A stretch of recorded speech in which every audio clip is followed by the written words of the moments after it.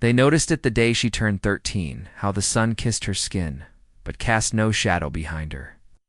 The villagers whispered behind closed doors, crossing themselves when she passed. Her beauty was dangerous. Men spoke of her with trembling voices, and women clutched their children tighter. They said if you followed her after dusk, you'd never return. No footprints, no screams, just ... nothing. Yet she kept walking, always at twilight, barefoot on the red soil, humming a melody. No one dared to remember, until one man arrived, laughing at the legend, chasing her steps, and what he found in the darkness would change the village forever.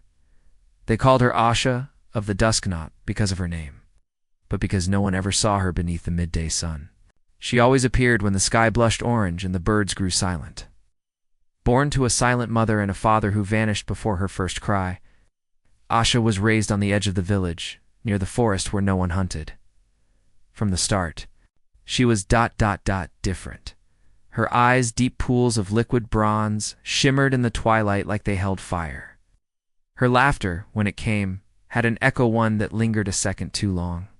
And though she spoke rarely, when she did, her words felt like songs that tugged on memory and dream. By the time she was 13, every boy in the village had fallen under her spell, though none would admit it aloud. They'd pretend not to. Stare as she passed, barefoot, the red dust curling around her ankles like smoke, but no one dared speak to her for long. They said her voice could unravel your secrets. That once she looked into your eyes, you'd never sleep the same again. The elders kept a wary distance. Mothers told their daughters never to follow her, no matter how kind she seemed. And when goats vanished, or a child was found wandering in circles in the fields, eyes wide with fear, they always whispered her name. Still, no one dared confront her. Not until the traveler arrived. Not until the man who didn't believe in curses, or the kind of beauty that could kill. And that is where this tale truly begins. The traveler was not like the others. His name was Okoi, and he came from the northern cliffs where people carved stories into stone and trusted only what they could touch. He arrived with a heavy staff, a satchel of rare herbs, and eyes that had seen too many wars to believe in ghost tales or village superstitions. When he first saw Asha, it was not at dusk, but deep in the night, near the sacred baobab tree. She stood alone, humming to herself as the wind circled her like a lover. Her hair danced as if under water, and the stars above seemed to flicker in rhythm with her breath. Okoi stepped into the clearing quietly, expecting her to vanish like mist. But she turned slowly, calmly, and met his gaze with the kind of stillness that can only come from ancient power or deep sorrow. "You're not afraid?" she said. Her voice didn't echo, but the world seemed to pause as if waiting for his reply. "I've seen too much to fear a girl," he answered. Asha smiled, not with joy, but like someone who's heard a familiar mistake for the 100th time. "You haven't seen me." The wind stopped. The trees leaned inward, and somewhere in the darkness a hyena laughed once, then fell silent. The next morning, Okoi asked the villagers about her. They shifted uncomfortably, giving half-truths and old warnings. One elder finally leaned close and whispered, "She's had many suitors. None remain. Some left screaming. Others never left at all." But Okoi wasn't swayed. In fact, he was drawn deeper. It's not just by her beauty, but by the mystery that clung to her like mist. He didn't come seeking love. He came for the truth, and the truth in Asha's world always came with a cost. Okoi spent the next few days watching, listening. While other men had rushed to win Asha with gifts and charm, he kept his distance, measuring not just her movements, but the way the world reacted around her. Birds went quiet when she passed. Children avoided the path near her compound. Even the goats grazed in a wider circle. At night, he returned to the baobab tree, hoping to find her again. He never saw her arrive. She was simply there, like a whisper that had always existed just outside the ear's reach. This time she spoke first. "You don't sleep," she said, as if it were a weakness. "Dreams are dangerous in unfamiliar lands," he replied, never looking away.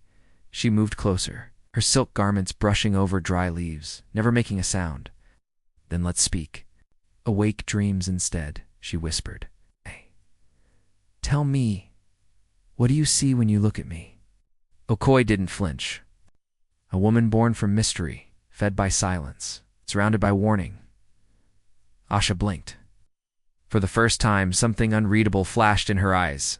Surprise, maybe, or curiosity. No man has seen me and said such things, she murmured. That's because no man looked at you with both eyes open. There was a long silence between them. Heavy, magnetic, electric in a way. It made even the air shift. Then she smiled, not the haunted smile from before, but something deeper, dangerous. You should leave now, Okoi, before I like you too much. He didn't move. I didn't come for your affection, he said. I came to uncover what made 100 men vanish. Asha stepped closer, until the scent of spices and fire surrounded him. Then you've already failed, she whispered, because curiosity is the first thing they all felt right before the fear. The next morning, the village felt different. The elders stood outside their homes with tightened jaws, their eyes following Okoi's every move. Women drew water but whispered behind cupped hands. Even the children who had been bold enough to ask him questions days before, now scattered like frightened birds when he passed. He wasn't just a visitor now. He was marked by evening strange. Signs had begun to appear outside his hut, broken gourd with red clay smeared across it, 2 feathers tied together with sizzle, and a ring of white stones that hadn't been there before. Okoi knew what it meant. Warnings, old magic kind. The villagers were beginning to believe he had. It's gotten too close. But it was what happened at dusk that changed everything. A small boy no older than 10 slipped into his hut. Eyes wide with fear and urgency. They said if you touch her again, she'll eat your shadow, he whispered. Okoi frowned. Who said that? The boy hesitated. The men who survived, before they ran, survived. Okoi leaned forward. I thought none did. The boy looked down. One man made it out, but he never spoke again. Just drew circles on the walls until he died, before Okoi could. Ask more, the boy fled. That night, Asha came again without a sound, without a knock, simply appearing in the flickering firelight of his hut like mist curling under a door. She was barefoot, her feet dusty from the earth, and yet she seemed untouched by it. Her robes clung to her frame in soft golds and deep maroons. And her eyes, those impossibly deep eyes, glowed like something ancient. You still haven't left, she said softly. I came for truth, not comfort. She tilted her head. Then, you're either very brave or very foolish. A long silence passed. Then she stepped closer. Would you still seek the truth, she asked, her fingers grazing the edge of his jaw, if it came dressed in temptation? Okoi held her gaze. I don't fear temptation, he said. Only what hides behind it. Usha's smile deepened. Then you're close, she whispered. So close, you might even survive me. Then, without another word, she vanished, gone. In a breath, as though she had never been there at all. Okoi barely slept that night. Her final words echoed in his mind. You might even survive me. They weren't a threat, but they weren't a promise either. And now, every rustle in the thatched roof, every snap of a twig outside his hut, felt like a test, like the village itself was watching, waiting by morning. He made a decision. He would find out the truth, not just about Asha, but about the tea. Husbands who came before him. He started at the home of old Mama Nyoka, the village weaver, whose memory was said to stretch back further than the river that fed the land. Her hut was quiet, tucked behind vines and smoking herbs, with beads hanging like a curtain across her entrance. You seek stories no one dares speak, she said without looking up, her fingers busy weaving golden thread into dark cloth. Stories of the vanished men. Okoi bowed his head. I must know. She pointed to a basket beside her. Lift it, he obeyed. Underneath was a faded cloth and old marriage sash, worn by men in the village during wedding rites. But this One was scorched at one end and soaked in dried red. That belonged to the seventh, she said. He was strong, proud, thought love was enough. What happened? Mama Nyoka looked up then, and her clouded eyes bore into his soul. She didn't kill him, she said, not with blade or poison. She opened something in him, something no man should see. Okoi's skin tingled, opened, his memories, his guilt, his hunger. She showed him the truth of himself, and it destroyed him. Chill slid down Okoi's spine. What is she? Mama Nyoka leaned closer and whispered, She is not what you see. Asha is a mirror for broken men. And if you're broken, she will find the crack. But what if I'm whole? The weaver gave a bitter laugh. Then maybe you'll be the first who stays. But even she didn't sound sure. Okoi left Mama Nyoka's hut, with the wind colder on his skin, though the sun still burned above. The words she'd spoken slithered through his thoughts like snakes in tall grass. She opens what's already broken. What did that mean for him? What would she find if she looked too closely? He wandered toward the cliffside shrine at the edge of the village, where the names of the dead were whispered into wind-carved stone. There were no names for the men Asha had married, not one. No funerals, no burials, no memories spoken aloud.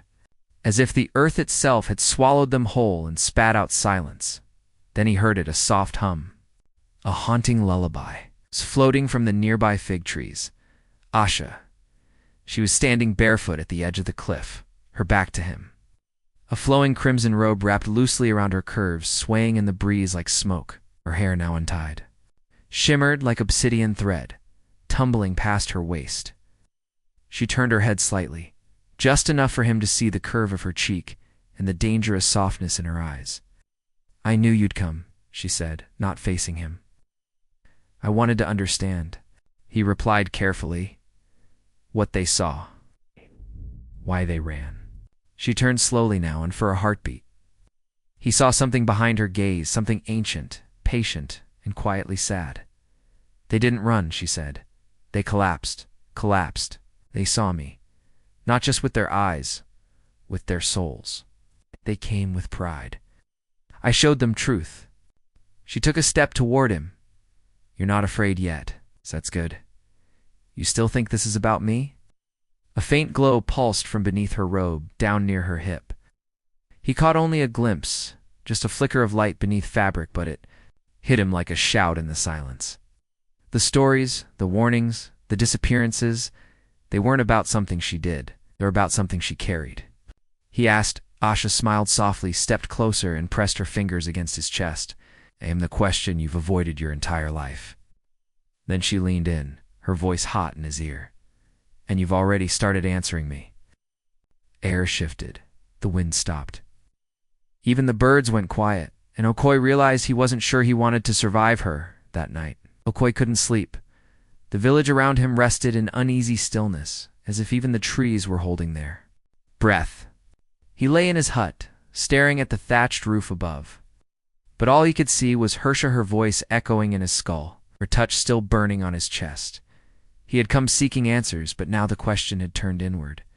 In the dim hours, before dawn, he found himself walking, barefoot and aimless, led more by instinct than thought. The moonlight painted the path silver, and the scent of wild ginger clung to the wind. Without knowing how, his feet took him back to the riverbank where the whispers of the water matched the rhythm of his pulse. She was there again, not waiting, not hiding. Beneath the moon's glow, she stood in the water, waist deep, arms lifted to the sky, as if calling down something from the stars. Her robe clung to her skin, soaked and shimmering, and that same faint glow pulsed beneath it, low, hypnotic, as though her body housed something not made for this world. Okoi stepped forward. Slowly, you came again, she said without looking. At him, I never left, he answered. This time, he turned fully, and what he saw in her eyes wasn't just beauty. It was a storm, swirling memories, ages of silence, a promise wrapped in danger. 100 men thought they were strong enough to love me, she said softly, but they all came looking for a prize, not the truth. The truth doesn't like being hunted. Okoi stepped into the water. What? If I'm not here to hunt it? He asked. She tilted her head, studying him as if weighing not just his words, but his essence. Then you'd better be ready to hold it, she said. Because once it's in your hands, it never lets go. And with that, she extended her hand. Not just a gesture of invitation, but of initiation. Okoi took her hand and the river changed. It was no longer just water. It turned warm, alive, pulsing beneath his feet like a heartbeat beneath the earth. His breath caught, not from fear, but from the sensation of something ancient wrapping itself around his soul. Asha pulled him deeper until they were standing chest to chest in the moonlit current, her eyes locked on his. Unreadable but charged with a gravity that bent time. You feel it now, don't you? She whispered. He nodded, unable to speak. The river remembers everything, she said, and it has waited just as long as I have. Before he could ask what she meant, her hand slid beneath the water, not with lust, but with ritual. She drew a pattern on his stomach, something hot, something burning, though the water never boiled. His veins lit up beneath his skin, just, for a moment, a glowing script that didn't belong to any language he knew. What are you doing to me? He asked, finally finding his voice. Asha smiled, not gently, but knowingly. I'm not doing anything, she said. It's waking up. Okoi's knees nearly buckled, but she held him firm. Behind her, the forest seemed to lean in, listening. The river's hum became a chant-soft, wordless, but carrying the weight of 10 generations. The other men, he began. Couldn't handle this part, she finished. He stared at her. Why? She stepped closer, her lips brushing his ear. Because it's not me they were afraid of, she whispered. It's what I carry. And in that moment, the glow beneath the water flared golden, ethereal land for a blink. Okoi saw a silhouette behind her, something not human, watching, waiting. Only one question formed in his mind. What had he really just agreed to? The light vanished as quickly as it came, swallowed by the dark waters. Okoi stumbled back, heart pounding, but Asha didn't follow. She stood motionless in the shallows, the water circling her like a living thing. Her expression had changed, less warmth, more warning. You shouldn't have seen that, she said softly. Okoi was shivering now, but not from the cold. What was that? She turned her head slightly, listening to a sound only she could. Hear a part of me, she said, but not born from me. It chose me long ago, for I had the words to refuse it. A silence stretched between them, heavy and almost sacred. Okoi took a shaky step forward. Is it dangerous? Asha looked him dead in the eyes. Not to me. That answer chilled him more than anything else she'd said. He thought of the men who ran. He thought of the bones buried beneath the tamarind tree. He thought of the way his skin had glowed briefly, like fire beneath flesh. And then Asha's hand reached again, not for his body this time, but for his heart. Her touch didn't soothe. It burned. You came here for me, she said. Ow, but... You can only stay if you accept all of me, even the part that feeds when it's hungry. Something moved in the trees behind them. Okoi didn't look away. Then feed it. Her eyes widened slightly, not with surprise, but with satisfaction. The river stirred again, brighter this time. The glow returned to her waistline, and this time Okoi didn't flinch. In the distance, the wind shifted. The forest sighed, and the mark of the chosen, the cursed or blessed, depending on who you ask, began to take shape on his skin too. Asha stepped out of the water slowly. Every movement deliberate, like the ripples, obeyed her command. Her soaked silk robes clung to her body, shimmering gold and bronze in the moonlight, the glowing mark near her waist now, pulsing like a heartbeat.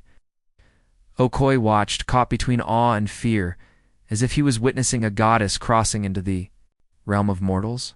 You still want answers? She asked. Her voice softer now, but no less powerful. I want truth, Okoi said, his voice low. She approached him, bare feet brushing against the grass, not leaving a single footprint. Then you must carry the weight of it. She lifted her palm and placed it gently over his chest. In an instant, Okoi's senses exploded, visions surged into his mind. Asha, as a child, weeping in a circle of stones, her body glowing beneath. The stars? Men screaming in the dark, running from something they couldn't understand. Spirits kneeling before her, hissing ancient names into her ear. And a throne not made of wood or gold, but of blood, secrets, and broken promises. Okoye gasped and staggered, clutching her wrist. "What are you?" She smiled, but it wasn't cruel. It was tired. "I was born a girl. But the gods gave me something they once feared, something that chooses."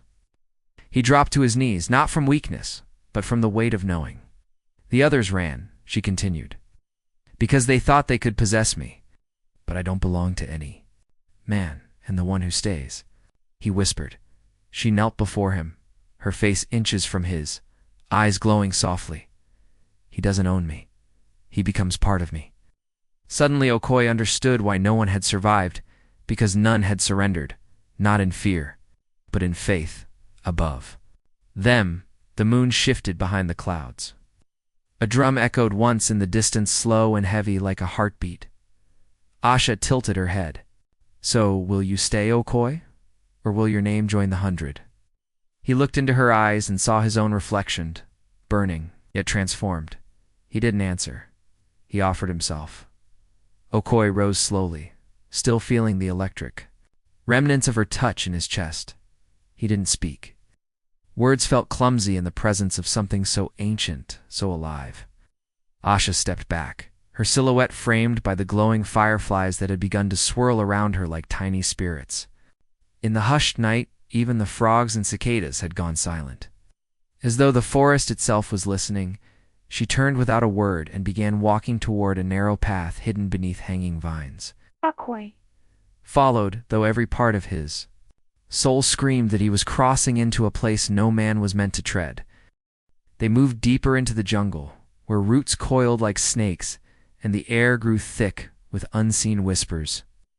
The deeper they went, the more Okoye noticed the land change, flowers glowing faintly in impossible colors, carved stones half swallowed by the earth and the feeling that eyes were watching. Finally they arrived at a clearing. In the center stood a stone structure, half shrine, half dwelling. Moss-covered and ancient, it pulsed faintly, as if it had a heartbeat of its own. Asha stepped into the center and turned to him. Her fingers moved in slow, deliberate motion, undoing the knot that held her silk robe. It slid from her shoulders, pooling around her feet like golden water. But it wasn't her body that stunned him. It was the mark, now fully revealed. The glowing sigil just above her pelvis shimmered with patterns no human tongue could speak. It twisted and reformed, like it was alive. Okoye couldn't look away. The air between them shimmered with unseen heat. His skin tingled, his breath shallow. "This is what they feared," she said. "It's not what's between my legs, but what lies beneath it. What is hard? And what is that?" She stepped closer, her body heat radiating like fire. A choice. A trial. A bond that no man can survive, lest he's willing to break first. Okoye's heart raced. Every fiber of his being screamed danger, but his soul whispered something else. Destiny. Okoye stood at the edge of something he couldn't name, something older than language, deeper than desire. The symbol on Usha's body glowed brighter, now casting shapes on the stone floor that didn't obey the laws of fire or light. Each flicker told a tale, men consumed, bonds broken, a history of passion twisted into punishment. She came closer but didn't touch him, her voice lowered, sultry and sacred. "Do you know why the others ran?" she asked, her eyes locked. On to his, Okoye shook his head. Breath caught somewhere between awe and terror. They thought this. She traced her fingers lightly near the symbol, was just magic, or a curse. But they never saw the truth. This mark chooses. It reflects your deepest wound, your truest hunger, and it tests you against them. Okoye tried to speak, but the weight of the moment crushed his words. His body burned with want, but his spirit trembled with something deeper recognition. Asha circled him slowly, her voice like the wind through silk. One man saw only pleasure. He died screaming. One saw power. He burned from within. The third tried to worship me, but the mark revealed his lies. She stopped in front of him again. But you're not trying to possess me. You're just trying to understand. The air around them thickened. The vines swayed, though there was no breeze. Okoye's skin prickled. Why me? He finally managed, his voice hoarse. Asha smiled, but it wasn't sweet. It was sad, ancient, because you're the last, the final trial.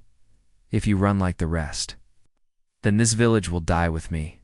But if you stay, she stepped closer until their breath mingled. You'll lose everything you thought you were and become something else entirely. Her lips stopped a hair's breadth from his. The mark pulsed, and the stone shrine rumbled beneath them. Do you still want the truth? She whispered. Okoye closed his eyes for a moment, then opened them clearer. Than ever, yes. And in that instant the shrine answered. The floor beneath them split, not with violence, but like ancient stone exhaling. A circle of light spiraled outward, revealing a sunken chamber no villager had ever seen. Okoye's breath hitched. Below lay a hidden sanctuary, pulsing with gold light and tangled with roots that shimmered like veins. Asha extended her hand not, with softness, but with a regal command. Follow me. Don't look away. Not even once, he hesitated. Not out of fear this time, but reverence. Whatever truth she guarded wasn't just buried, it was alive. And it was watching him as they descended the spiral steps. The temperature shifted. The air was damp with old whispers and blooming power. The walls bore carvings, scenes of lovers turned to ash, men kneeling before a woman cloaked in moonlight, and a familiar mark glowing between her thighs. Always the same symbol. Always her. She led him to a dais where 7 stone thrones sat empty. On each was etched the name of a man names Okoye didn't recognize, but could feel. Each one trembled, with the energy of betrayal, obsession, lust, and failure. Asha stood in the center of them, her robes fluttering though there was no wind. This, she said, gesturing around them, is where each of my husbands stood. It's just before they chose wrong. Okoye stepped beside her. Chose wrong how? She turned slowly, eyes not filled with sorrow, but warning. They thought love was domination, that pleasure could tame me, that power could win me. Her voice dipped. But I am not a woman, you win. I am a story, you must survive. She spoke. The chamber began to hum. The symbol on her body responded, glowing in time with the thrones, each one sparking to life, playing fragments of past failures, a scream, a plea, a man's hand turning to flame. Okoye staggered back, overwhelmed. But he didn't run, Asha noticed. You're still here? He nodded, unsure of what his staying meant, but knowing that turning back wasn't an option anymore. And somewhere deep beneath the chamber, something stirred. The chamber pulsed like a living heart, echoing with the footsteps of history and the breath of secrets. Okoye stared at the glowing thrones, each bearing a name carved in a language that tasted like ash on his tongue. He didn't know these men, but their despair lived in the air like smoke choking, desperate, unfinished. Asha walked toward the largest throne in the center. Unlike the others, it was cracked down the middle, bleeding a soft red light from the fracture. Her hand hovered above it. This one, she whispered, belonged to the first man who said he loved me and tried to cage me. Okoye stepped closer, his curiosity colliding with a rising dread. What happened to him? Her fingers brushed the stone.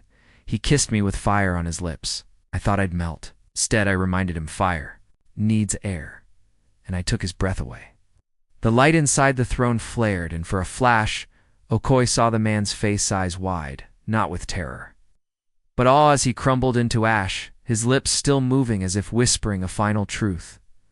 Okoye swallowed, and the others. She turned to him slowly, the glow from the thrones painting her skin in otherworldly hues. One tried to cut the truth out of me. One tried to drink it. One tried to pray it away. They all wanted to own the secret, Okoye, not carry it. What is the secret? He asked, voice almost trembling. Asha tilted her head. Would you still want it if it meant being broken, then rebuilt? Yes, he answered without thinking. Her eyes locked with his. For a moment, she didn't blink. The air thickened. Then follow me, she said. The next test is not a place. It's a moment. And it begins now. Behind her, the throne slowly sank into the floor. The chamber darkened, and a door appeared, one made of obsidian and bone, humming with ancient feminine energy. Asha opened it without touching it, and Okoye stepped through. The air changed the moment Okoye stepped through the obsidian door. Gone was the dense stillness of the throne room. In its place stretched a vast, moonlit plain blanketed with silver mist. Ethereal trees with sapphire leaves swayed without wind, and the stars above blinked like they were watching, not shining. Asha walked ahead barefoot, the ground blooming with luminous flowers wherever her feet touched. She was silent now, not out of mystery, but purpose. Okoye followed, his heartbeat in sync with the pulse of this strange place. "Where are we?" he finally asked, his voice barely carrying beyond his lips. Asha turned slightly. "Inside the part of me no man ever reached." He stopped walking. She paused too, then added softly, "Not because they didn't try, but because they feared what they saw." A shadow drifted between the trees ahead, tall and lean, with glowing red eyes and a face that flickered like a memory lost to time. Okoye tensed. "Should I be afraid?" he asked. Asha looked over her shoulder. But not of him, of what he might show you." The figure stepped forward. It wasn't a man. It was a moment, a living embodiment of Asha's pain, seduction, power, and betrayal, all wrapped in a beautiful, terrifying form. It opened its arms to Okoye. "You want to understand her?" it asked in a voice that sounded like Asha, and yet wasn't. "Then feel her." Okoye didn't move. He didn't speak. He surrendered, letting the shadow step into him, not over him. The impact was silent, but immediate. He gasped. His knees buckled. His chest burned not with pain, but knowing. I saw a flash of Zusha, crying in a cave covered in blood and gold. Asha laughing in a river, surrounded by men already doomed. Asha screaming as ancient women stitched something divine between her thighs, something sacred, and feared. When he opened his eyes again, Asha was kneeling beside him, her hand on his heart. "You didn't run," she whispered, surprised. Okoye coughed. "I couldn't." She smiled, and for the first time it wasn't teasing or laced. With secrets, it was real. "Then maybe," she said, "you're ready for the truth." Asha led him deeper into the glowing plain, where the mist thickened and the sky grew darker, not with night, but with memory. The trees gave way to towering statues, each carved from obsidian, each depicting a man with his mouth open in terror, hands frozen mid-reach. Their eyes were set with gemstones, amber, jade, sapphire, but none gleamed with life. Okoye counted them as they passed. 10, 20, 30. "Are these?" he whispered, almost afraid to ask. "My husband's," Asha said without emotion. All of them came seeking pleasure, power, or prophecy. None left with what they wanted. All stayed, even after they died. He stopped in front of one, a young man, strikingly handsome, a golden necklace, still half fembid in the stone chest. His face bore both agony and awe. "What happened to him?" Asha stepped closer, her fingertips brushing the cold edge of the statue. "He thought he could possess me, that loving me meant owning me. He saw what I truly am. He begged to forget. I gave him that mercy." Okoye turned to her. "You turned him to stone?" "No," she said. "His own fear did that. I only showed him the mirror." The wind shifted, and a low hum began to rise from the ground. An ancient chant, one that made Okoye's blood vibrate. The statues began to whisper, not with words, but with memories, moans, cries, prayers, warnings, overlapping in a symphony of regret. Okoye gritted his teeth. "Why bring me here?" Asha walked to the center of the statue circle, her robes rising around her like smoke. "Because you haven't run. Because you haven't desired to own me or save me or name me." She faced him fully, her eyes glowing brighter than the moon above. "Because you might be the one." The air grew still. Even the statues seemed to lean in. "The one what?" he asked. Asha smiled, her lips curving with a mixture of seduction and sorrow. "The one I don't destroy." Okoye's breath hung in the air, shallow and uncertain. "The one you don't destroy?" he echoed. "That's not exactly comforting." Asha stepped toward him slowly, the glowing mist parting with every motion of her hips. "I've destroyed many," she said, voice low, but not always out of cruelty. "While some men carry destruction within themselves, I simply unlock it." She now stood inches from him, close enough for Okoye to feel the strange warmth radiating from her skin. Her presence was both intoxicating and heavy, like the scent of a rare flower that only blooms during an eclipse. Okoye didn't move, though his instincts screamed too. His heart pounded not from fear exactly, but from the weight of knowing. He was no longer just a guest in a village tale. He was inside the legend, standing at the heart of it. Asha leaned forward, and her voice turned into a whisper meant for the bones. "You've seen what I am, but you haven't flinched. You've walked through the garden of ghosts and haven't begged to forget." She reached down and took his hand, gently pressing his palm against her side. It was soft, warm, human, but just beneath the surface, he could feel it the flicker of something ancient, something powerful, not evil, not good. Just truth, raw, untamed truth. "You still think I'm beautiful?" she asked, eyes searching his for the first sign of weakness. "Yes," Okoye said, steady. "But not just for your face or your skin. I think you're beautiful for what you carry, what it's cost you." For the first time, her expression broke. A flicker of something vulnerable passed across her features, brief, but real. Then, just as quickly, it vanished behind a grin. "You may yet survive, Okoye, but beauty always has its price." "And mine," she said, circling him now, "isn't paid in silver or words, ... but in choices." And as she stepped back, the earth beneath them shifted.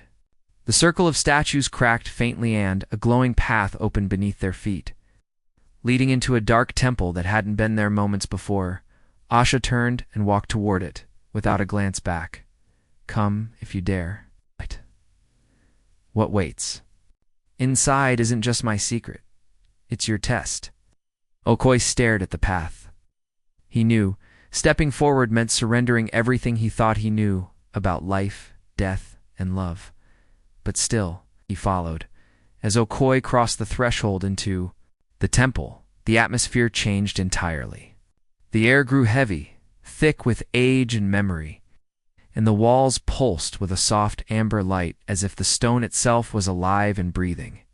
Strange murals lined the passage, carved in the ancient style of the forgotten tribes, each one telling stories too surreal to believe. Women turning into flame, men crumbling into sand. And golden eyes, watching from the stars, Asha moved ahead of him like a shadow wrapped in silk. Out, her steps soundless, her energy sharp. Out. Koi's heart thudded in his chest, but not from fear at least, not the ordinary kind. It was the fear of knowing something sacred was unfolding, and he was in the center of it.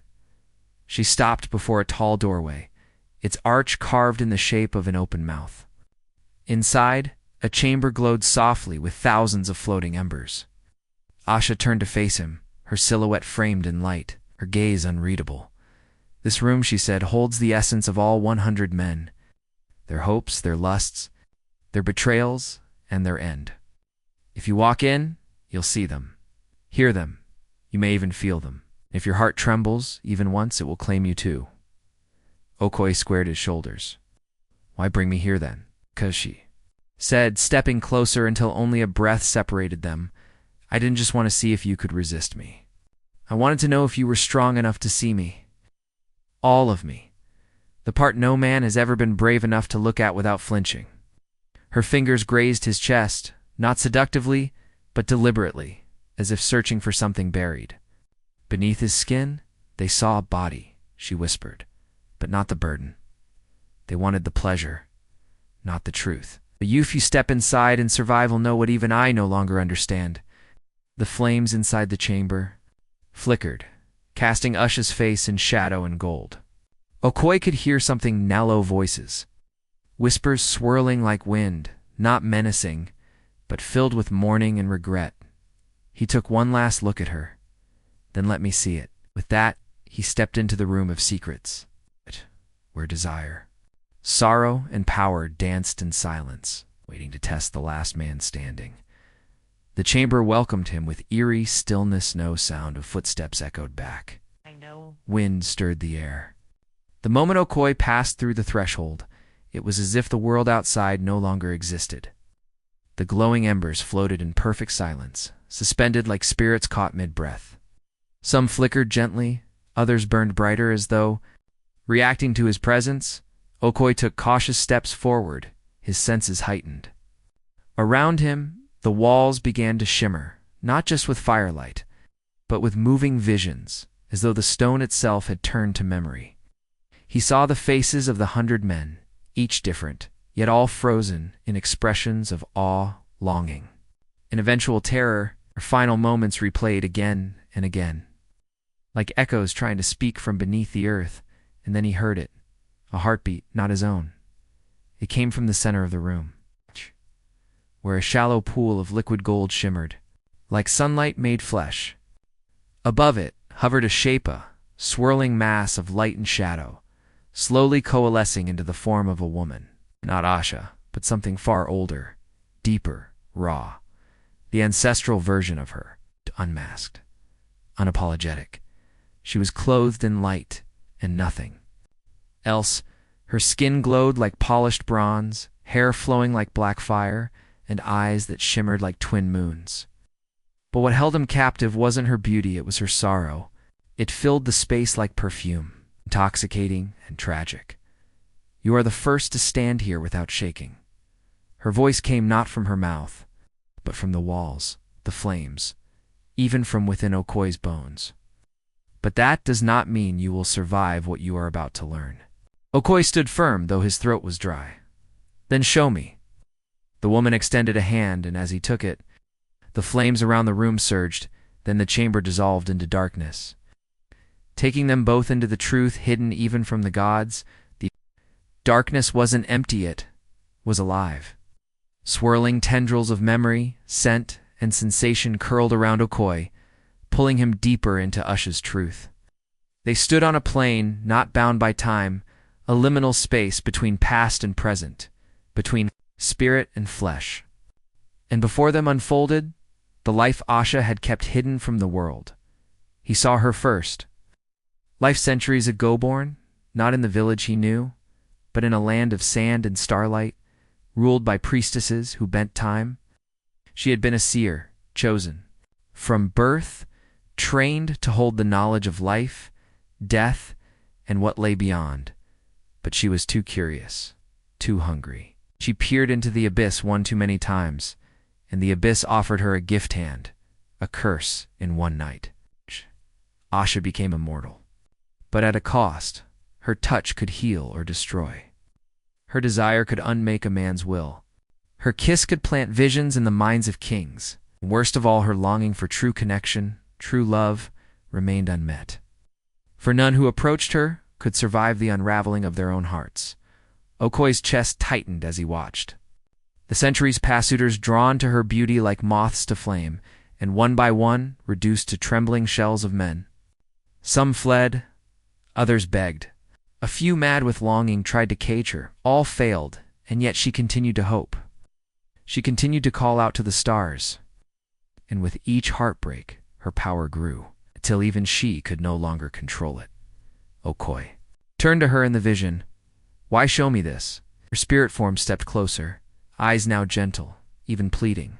Because you have not run. Silence passed between them, and because if you stay, I may finally be free. The scene faded. They were back in the chamber. But now the pool of golden light bubbled as though restless, awaiting a choice. Would Okoi stay? Would he risk being the one man who didn't run? The air around them crackled with something that wasn't quite magic, nor madness, it was possibility. Asha stood before Okoi, no longer cloaked in the enigma that had terrified so many. She was raw now, real, her beauty more arresting because it was stripped of illusion. For the first time, he saw not the sorceress whispered about in village legends, but the woman beneath, the one who had waited centuries, dared to hope, and paid the price for both.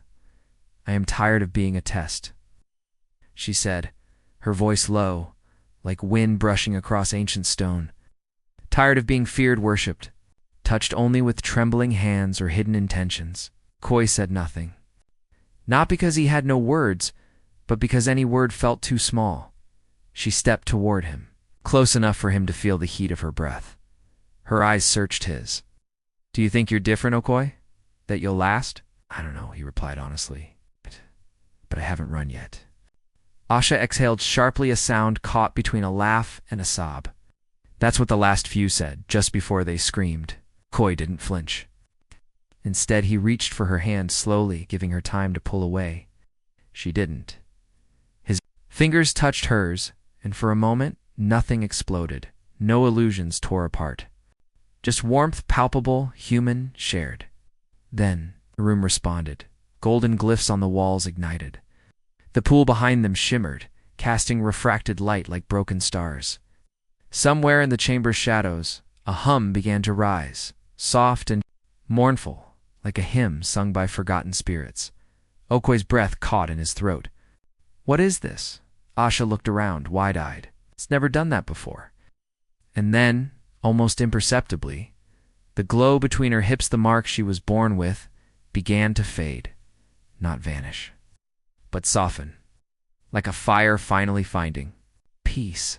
"The curse," she whispered, trembling. It's shifting." But as quickly as the hope bloomed in her chest, a shriek tore through the chamber, sharp, otherworldly.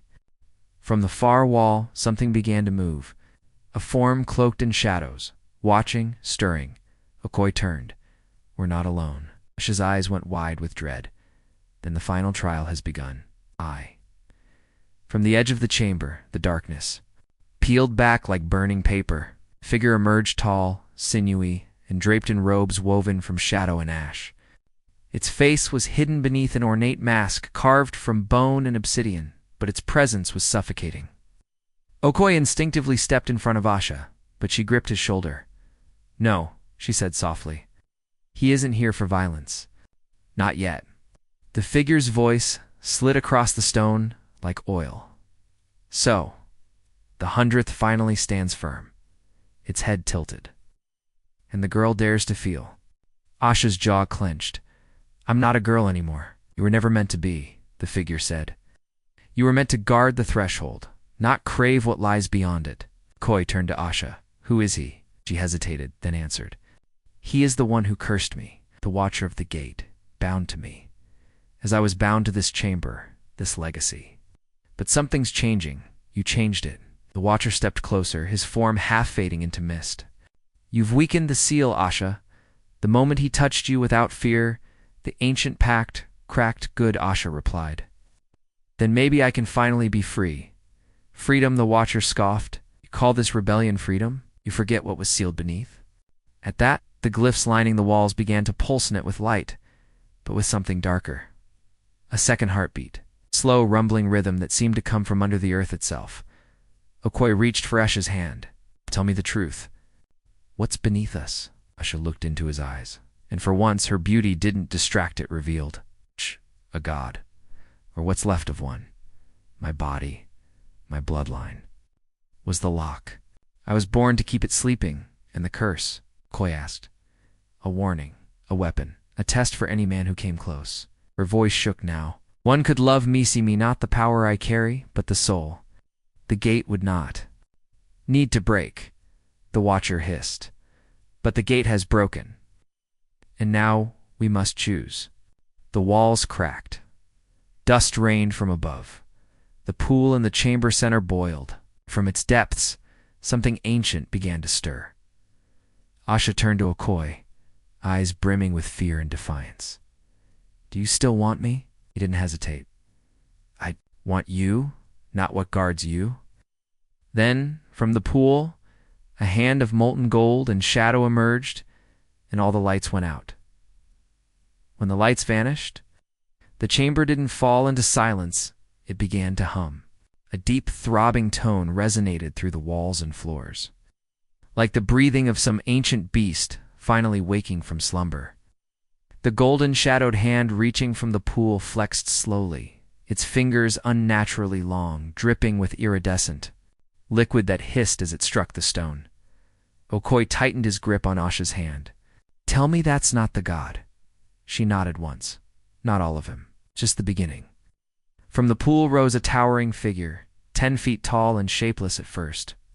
Shifting between forms, a horned beast, a serpent with a human face, a child made of smoke. It finally settled into something that almost resembled a man, save for the gaping void in its chest and the ring of molten gold floating behind its head. Like a twisted halo dot, the watcher knelt, head bowed. "Lord Obru, breaker of oaths, keeper of the first secret." The being's voice was 1,000 whispers layered together. 100 men ran, and still I slept. One stayed, and I awoke. "The girl has passed the trial." Asha stepped forward, trembling but unflinching. "No more trials. No more blood." I want it ended. Obu's burning eyes turned to Okoi. "And you, brave fool, would you die to protect her?" "Yes," Okoi said without pause. Obu's voice hissed into laughter. "Good, but death is not what I seek. I seek truth." Suddenly Okoi cried out, collapsing to his knees as visions poured into his mind, flashes of ancient battles, of women bearing cursed marks, of gods imprisoned beneath their villages. He saw Usha, hundreds of her, through generations, all alone, all feared, all betrayed. When the visions ended, he gasped, You were never the monster. You were the prison." Obu nodded. "And now the key has chosen. The seal may shift." Pool pulsed again, and the chamber walls began to reform, the cracks sealing, the glyphs glowing with softer golden light. Asha looked up at Obu, her voice firm. "Then bind the curse to me no longer. Let me live." Obu considered, then slowly bowed. "So be it." With a single gesture, the mark near her waist shimmered, then lifted into the air like smoke drawn upward by the heavens. It dissolved, and for the first time Asha felt her body as hers. The watcher stood. "The gate is no longer yours to hold." You are free."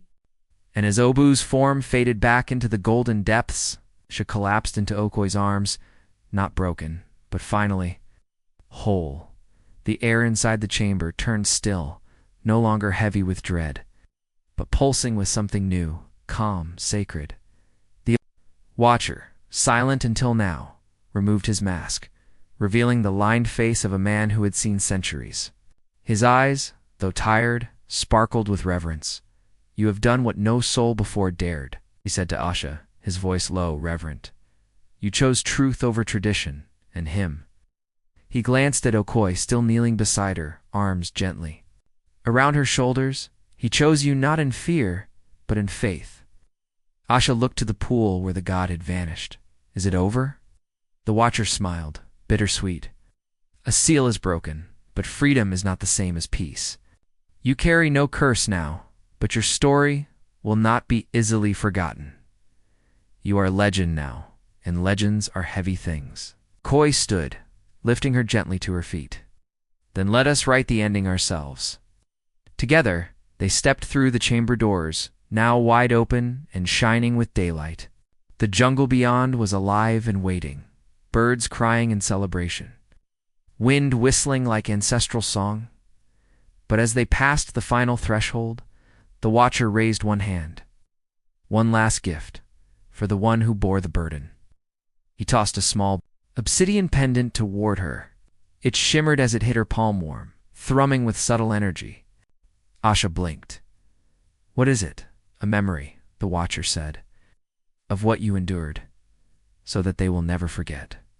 And then he vanished, dissolving into ash and light, carried away on the breeze like he had never existed. Outside, the villagers had begun to gather. Murmurs turned to silence as they saw her no longer cloaked in fear, no longer bound to secrets. Just Asha, tall, radiant, free. They didn't cheer, didn't run. They simply watched, and perhaps, for the first time, they understood. As the sun rose behind her, Okoye gently reached for her hand and she let him. Not because she needed saving, but because she had chosen to share the next step. Together, they walked forward into story, into legend, into the world that had finally made room for a woman who once bore the weight of 100 broken promises. The sun filtered through the towering palms as Asha and Okoye emerged from the sacred chamber, their bodies shadowed in gold and dust. But the jungle no longer loomed like a predator. It felt welcoming, almost reverent. Word had traveled faster than feet. As they reached the village's outer edge, they found the elders waiting not with spears, but with bowed heads. The oldest among them, Ndugu, stepped forward, his trembling hands clutching a staff carved with serpent symbols. Child of flame, we thought you cursed. But it was our fear that was cursed, not you. Asha's voice was quiet, but carried like thunder. You banished me for a burden I never asked to bear. You let stories become shackles, but now do. You see what was always true? Ndugu nodded slowly, his eyes misted. We do now, and we ask not for forgiveness, but for truth. Will you tell it? Asha stepped forward, holding the obsidian pendant high. It glowed faintly in the morning light. I will tell it, but not for you. For the girls born tomorrow, who must never carry what I did in silence. Whispers surged through the crowd. Mothers, clutched daughters, young warriors lowered their eyes in shame, and the village felt for the first time the weight of its own silence. And then, from the back of the crowd, a woman sang, low and haunting. Her voice wove through the air like smoke from a forgotten fire. One by one, others joined her. Not a song of sorrow, it was a song of awakening. Okeo turned to Asha. They see you now. She didn't respond with words. Instead, she closed her eyes and exhaled. For the first time in her life, it wasn't a breath stolen by fear. It was a breath returned to her by choice. She had stepped out of myth and into memory, and the world was finally listening. As the village sang, Asha stood motionless, soaking. It didn't like someone hearing rain for the first time. She didn't cry.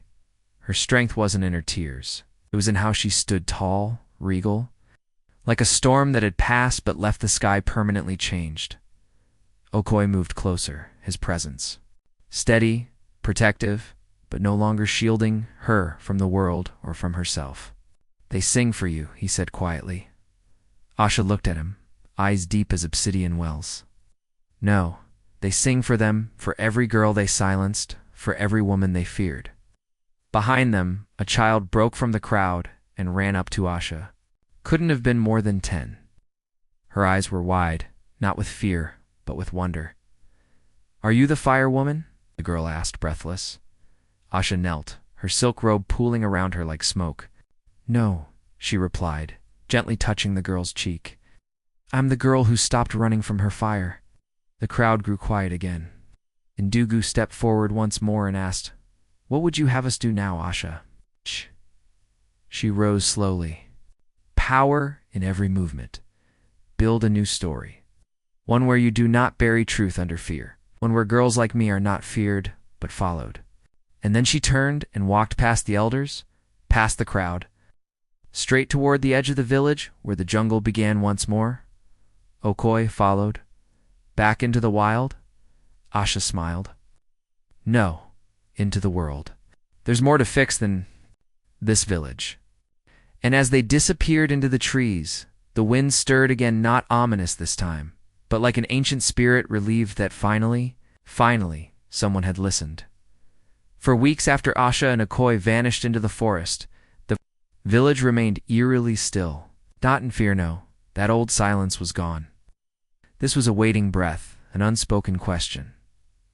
What now? And slowly, answers began to emerge, not from the elders, but from those who had once whispered behind closed doors, now speaking boldly in daylight. Meanwhile, deep beyond the river's bend and across the ancient fig root bridges, Asha and Sua and Okoye wandered through lands untouched by maps. They encountered other tribes, some welcoming, some wary. Each place had its own stories, its own shadows. But Asha carried her truth like a lantern, and wherever she lit it, things stirred. Women wept. Young girls stood taller. Men listened some for the first time. In one village nestled against the cliffs of Mabala, they met a priestess who claimed to dream of Asha long before she arrived. "The girl with the fire-marked womb," she whispered, placing her palm over Asha's stomach without fear. "You were never cursed. You were chosen." That night, Asha sat beneath the stars, her back pressed to a warm stone, watching fireflies dance. Koi sat beside her, sharpening a carved staff, though his eyes never left her face. "Do you still feel it?" he asked. "The fire," she murmured. "Always. Does it still hurt?" She turned to him, and her smile was not sad, it was alive. "It burns, ... but now it's a beacon, not a burden." The wind rustled the trees like an applause. In that sacred hush, they understood something important. The journey wasn't over. Their story was a thread in a greater tapestry, one they were only beginning to unravel as they traveled farther. Asha and Akoi encountered stories that mirrored their stales of women silenced for the power they carried, of men destroyed by what they refused to understand. In one mountain village, an elder with a blind eye told of a woman who once wept rivers that drowned armies. In another, a boy showed them cave paintings of a figure with light in her belly and warriors falling at her feet. Each time, Asha felt a strange tug in her chest, like her story was part of something ancient, scattered like seeds across the continent. They began to realize that Asha was not the first of her kind. There had been others. Some had been worshipped. Most had been feared, but all had been misunderstood. What made Asha different wasn't just the power within. Hurt was her refusal to run from it anymore. One night, under a sky so clear it seemed like a polished mirror, Asha and Okoi stood. At the edge of a cliff, below, a sea of trees whispered ancient songs. Okoi turned to her, his voice low. "We can keep running, ... or we can go back. Teach them what they refused to learn." Asha didn't answer at first. Her eyes glowed faintly in the moonlight, as if lit from within.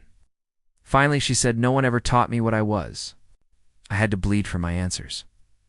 But if we go back, if we face them, ... maybe the next girl won't have to." He nodded slowly, his hand finding hers. There was no fear in his eyes anymore, only fierce devotion. That night beneath the stars, they made a vow. It would return not as fugitives, but as fire, as truth, as the storm that could not be chained. Word of their return reached the village long before their footsteps touched its soil. The whispers darted through market stalls and under cooking pots. The woman with the cursed womb, the one who took 100 husbands, the man who didn't run. Mothers clutched their sons closer, elders gathered in tight circles, and warriors readied their spears, not just for protection, but out of fear of the unknown. But this time Asha and Okoi were not the same frightened souls who had once fled beneath the shroud of night. They walked with measured grace, clothed not just in garments, but in purpose. Asha's silken robe shimmered like water touched by flame, the faint glow near her waist pulsing calmly, steadily, no longer a secret, but a symbol. They did not sneak into the village. They arrived at midday when the sun was brightest and the shadows shortest. The central square fell into hush as their presence pierced the heart of the community like a blade through still air. Asha stepped forward alone, her voice soft but unshakable. "You feared me," she said, "but it was never me you feared.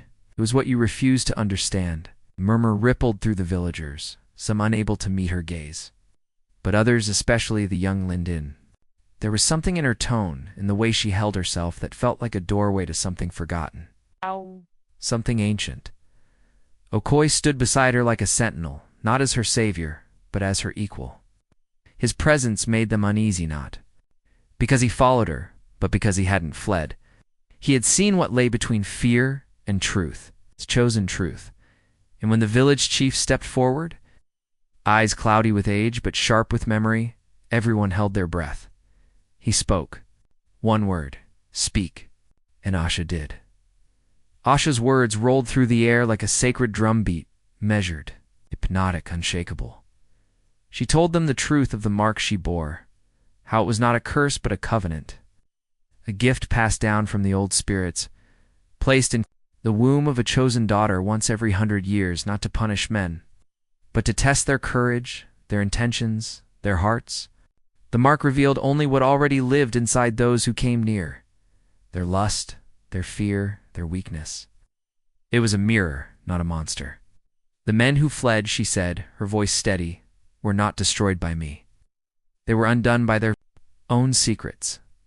I showed them only themselves. Gasps flitted through the crowd.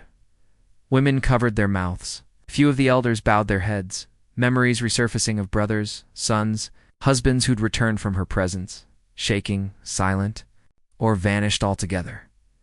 Then she turned to Okoye. But this one, she said with pride laced in wonder, stood firm. He did not try to possess me or solve me. He simply stayed. And in staying, he was transformed. Okoye's eyes met hers, and for a moment all of the village seemed to fall away. There was no drama, no spectacle, just two souls, bound not by fear or magic, but by the clarity of knowing and being known. The silence in the village square grew louder than any chant or celebration, because this was not just a return, it was a reckoning. And though some still whispered, others especially, the women began to step forward, not with fear, but with curiosity, with hope. Asha, once the shadowed legend, now stood in full light. She was not a warning, she was a promise. That night, the village didn't sleep. Fires blazed higher than ever before, not from fear but celebration. Drums echoed across the plains, echoing through the ancient baobab trees as dancers moved like flickering spirits in the flames. But it was no ordinary festival. This was something else older than any ritual, deeper than any tradition. The kind of night when veils between worlds thinned, and truth could walk freely among mortals.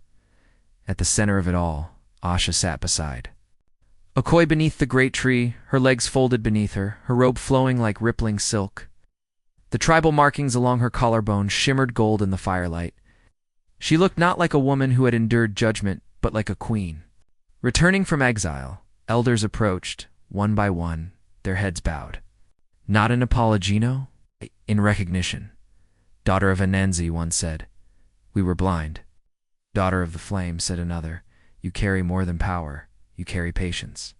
Even the high priestess, who had once insisted that Asha's presence defiled sacred ground, laid a hand on her shoulder and said, You were the test we failed. But Asha didn't respond with anger or bitterness. She simply smiled, her eyes soft but sharp, as if she had seen too much to judge anyone, too harshly. Her hand found Okoye's beside her, her fingers locking like puzzle pieces that had waited lifetimes to find their match. And then the wind shifted. It carried a scent unfamiliar, wild, electric. Asha's eyes lifted to the horizon. For though the village had begun to understand her, something else had awoken, something older, something that had been watching all along, and it had not come to dance. The drums faltered for a moment. A sudden hush rippled through the crowd, like a cold breeze. Even the flames seemed to flicker uncertainly, as though they, too, sensed a change in the rhythm of the night. Every head turned toward the horizon where Asha's gaze had frozen locked on the shadows gathering at the edge of the forest. That moved, not like men, not like beasts, something in between. Okoye stood beside her now, his body tense, instincts rising like smoke from hot coals. Do you see them? He whispered. She nodded slowly. They've come sooner than I expected. Who? The ones who never forget. The ones who were there the first time I opened the seal. The villagers began murmuring, uneasy. Eldars rose to their feet, forming a loose protective circle, their hands moving instinctively toward charms and amulets strung around their necks. But Asha didn't stand. She remained seated, calm, her golden-brown skin glowing softly in the firelight. A quiet storm in human form. From the tree line emerged figures cloaked in mist and bone. 7 of them, hooded, faceless, drifting more than walking. Each one held something staff's relics, one even a string of skulls that clinked faintly with each step. The Council of Memory, Asha whispered. Okoye blinked. They're real? They are when I summon them, she said. But I didn't summon them tonight. He glanced at her, confused. Then why? They've come to see ... if you're worthy. Okoye swallowed, the weight of the moment pressing into his chest like stone. This wasn't just a celebration anymore. This was a reckoning wrapped in ritual, test disguised as a feast. The final trial wasn't hers, it was his. The council of memory drifted closer. Their forms wreathed in pale mist, their movements too smooth to be human, too precise to be spirit. The villagers had gone silent, eyes wide with fear, hands trembling as they clutched the earth for grounding. Even the fire, wild moments ago, burned low and still, its flames bowing as if in reverence. Okoye stood straighter, his hands clenched. At his sides, heart pounding like the war drums no longer playing. Usha's eyes stayed on him, not with fear, but with a glimmer of something deeper hope. Warning, love. One of the cloaked figures raised a bone-carved staff, and a low hum spread through the ground like thunder held in a cage. Usha finally rose, tall, radiant. Her robes trailed behind her like river water. The symbol near her waist now glowing softly, pulsing in time with the earth itself. They want to see the truth of your soul, she said gently, stepping toward Okoye, her voice almost mournful. They have seen every man before you. It's the ones who fled, the ones who failed. Okoye didn't move. Then let them see everything. Usha's eyes flickered. Even your fear. He nodded. Especially that, it means I'm still alive. Pause. Then she reached for his hand and placed it over her heart. Then they will know you are different. Suddenly, the council surged forward, not with violence, but with purpose. The air around them shimmered like oil on water, and in a blink, Okoye was surrounded by them. They did not speak, they did not breathe, but their presence pushed against his soul like tides against stone. Visions flooded his mind. Usha screaming. Beneath twin moons, a blade carved with runes. Blood running down her thighs, not from pain, but from power. The men who had come before, crying, begging, dying, not by her hand, but by their own fear. He saw the truth. She was no curse. She was a mirror, and most men could not bear the sight of themselves reflected in her. But he didn't flinch, and when the visions faded, the council was gone. No retreat, no farewell, just vanished. The drums resumed, soft, reverent. The fire flared again, strong as ever, and Usha. She smiled. Not the smile of a woman relieved, but of one finally understood. The air was different now, lighter, though charged with something unseen. The village, still holding its breath, began to exhale in unison, though no one moved, no one dared. Eyes remained fixed on Okoye and Usha, as if witnessing the final steps of a prophecy they'd feared and forgotten in the same breath. Usha turned fully to him, smile slowly fading into something more solemn. Her hand, still warm from where it touched his chest, slid down to his wrist gently, like silk unraveling from a spool. "You saw them," she said, "and you stayed." He nodded once. "I didn't come here to run." "You're the only one who didn't," she whispered. "And not because you're stronger." "I'm not," he agreed. "I just didn't try to change what I didn't understand." Strange silence lingered between them. But it wasn't empty, it was full of possibility, of stories not yet told, of fears no longer needing to be hidden. The villagers began to move now, slowly, as if returning to a world they hadn't realized was paused. One elder stepped forward, staff in hand, and nodded solemnly at Okoye. Not a word was spoken, but the weight of that nod was heavier than any speech. Usha watched them, her eyes unreadable. "You've broken the cycle," she murmured. Okoye looked down at her. "That easy?" She laughed softly. "No, that hard." Then, without warning, she reached up and kissed his forehead, a blessing, a farewell, a promise. Maybe all three.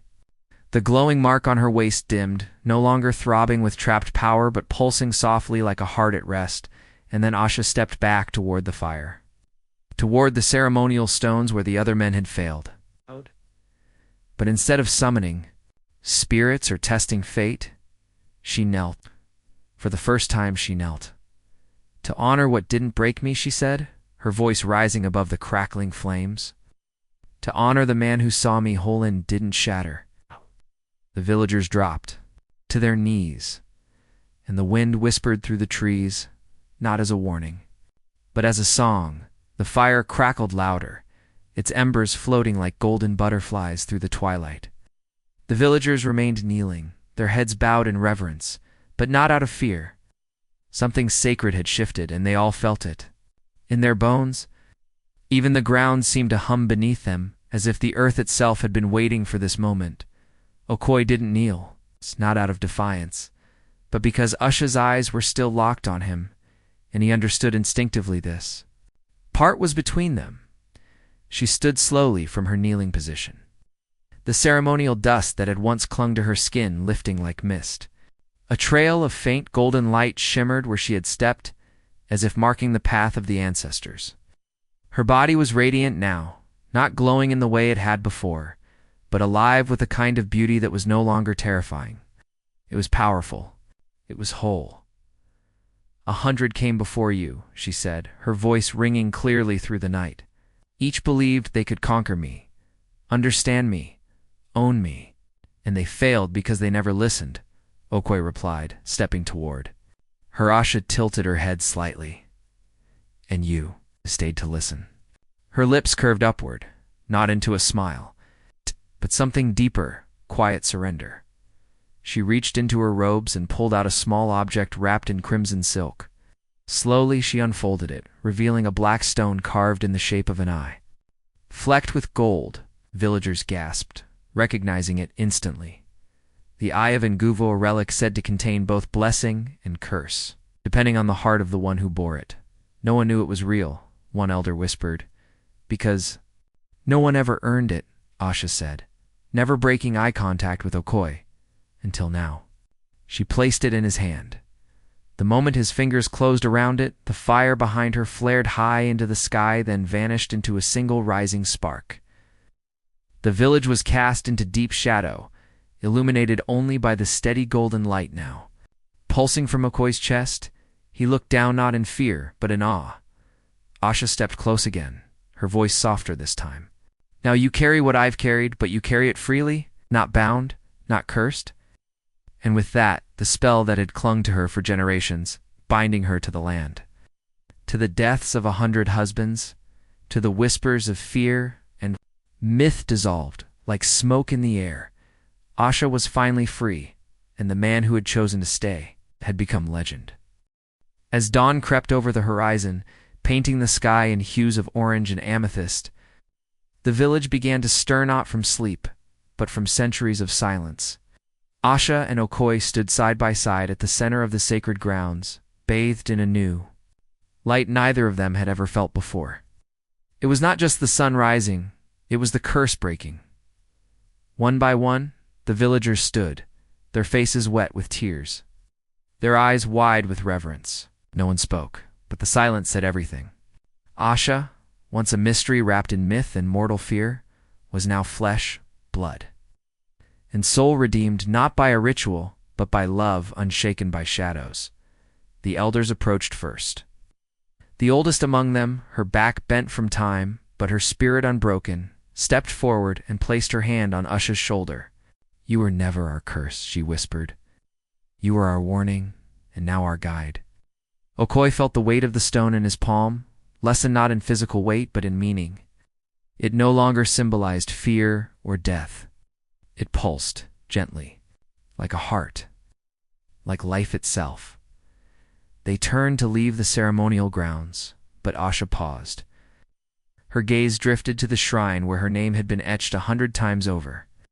Beneath the stories of the men who had tried and failed, she stepped toward it, raised her hand, and with a graceful sweep of her fingers, the names vanished into dust, leaving only one. Hers Asha, no longer a wife of doom. It's no longer a haunted tale, just Asha. She took Okoye's hand as they walked back, into the village. The path ahead was unwritten, but not uncertain. There would be whispers, still stories told around fires, mothers warning daughters, lovers drawing comparisons. But the ending had changed, because she had changed it. And the man who stood beside her would be remembered not as the one who survived, but the one who understood. The legend of Asha and Okoi was no longer a tale of fear, it had become a tale of power, love, and the courage to see what others had refused to. And in villages far and wide, when people spoke of the woman who had once married 100 men, they would now whisper a different ending.